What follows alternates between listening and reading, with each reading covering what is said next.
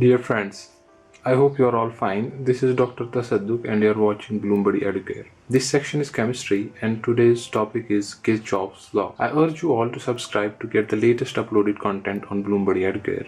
Let's move forward towards today's lecture. Kirchoff's law. Kirchoff in 1858 put forward an equation that defined the variation of heat of reaction or heat capacity represented by C with respect to the temperature. If we represent heat of a reaction or heat capacity by C, then the variation of heat of reaction or heat capacity C with respect to temperature can be differentially represented by this equation, wherein heat capacity C is equal to del Q divided by del T. Let's represent this equation with equation A, wherein del Q is the amount of heat quantity in exactness and delta T is the rise in temperature. Upon assuming the conditions whether the system reaction, that is system reaction where A gives B, is heated at constant volume or at constant pressure, then the heat capacity can be calculated as, from the first law of thermodynamics we know that delta Q is equal to del E, that's internal energy, plus the work W, or we can also write as delta, since delta H is equal to del Q, that's the change in enthalpy, is equal to the change in internal energy plus P delta V, because W is equal to P delta V. Therefore, this equation becomes del Q is equal to del E, so W is equal to P delta V, so I will write P delta V. Now, when we substitute the value of this del Q in equation A, then this equation becomes C is equal to del E plus P delta V, so delta Q is equal to del E plus P delta V divided by delta T. Since our condition is the constant volume, at constant volume the change in volume dV is always equal to 0. Therefore, this equation turns out to be the heat capacity at constant volume is equal to del E divided by del T at constant volume. So let's label this equation as equation B, and this equation gives the rate of change of internal energy with respect to temperature at constant volume. Now let's calculate the heat capacity at the constant pressure. So at constant pressure, the heat capacity C at constant pressure will be equal to del E plus P delta V divided by dt at constant pressure, and we will represent this by equation C.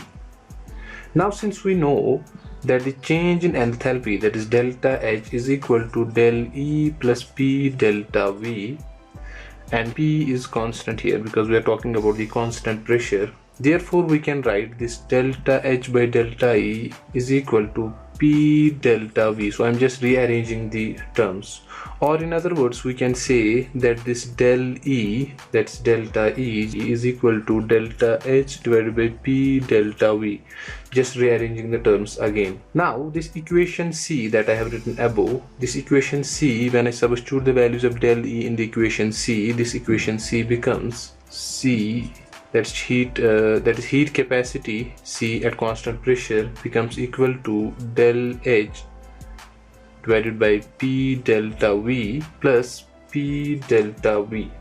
Now this P delta V and P delta V cancels, and this whole thing is divided by delta T. All I'm doing is that I'm replacing the value of delta E from this equation to this equation. So delta E is equal to delta H by P delta V, so delta E value has been put here, so it becomes delta H by P delta V plus P delta V and divided by delta T. Now the P delta V and P delta V cancels with each other, and this equation turns out to be equal to, I'm writing it here, so it becomes Cp is equal to delta H divided by delta T, delta H divided by delta T, but this whole thing is happening at a constant pressure, and we will label this equation as equation D. Okay, wherein P is constant, this P is constant. So this equation gives us the rate of change of enthalpy with respect to temperature at constant pressure. Now since we have calculated the heat capacity of a reaction wherein A tends to or A gives B at the constant volume as well as the constant pressure, which was represented by equations B and equations C as well as the equation D.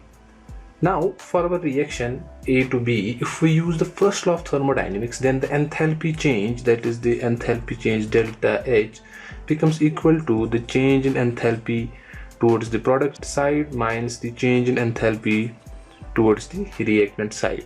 And let's label this as equation E, right?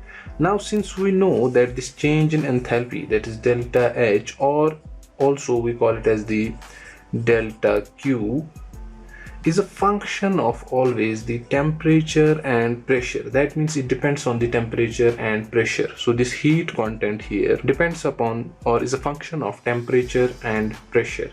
Then when we differentiate with respect to the temperature at constant pressure, so we are differentiating at constant pressure with respect to the temperature, so we are keeping pressure constant and temperature we are differentiating.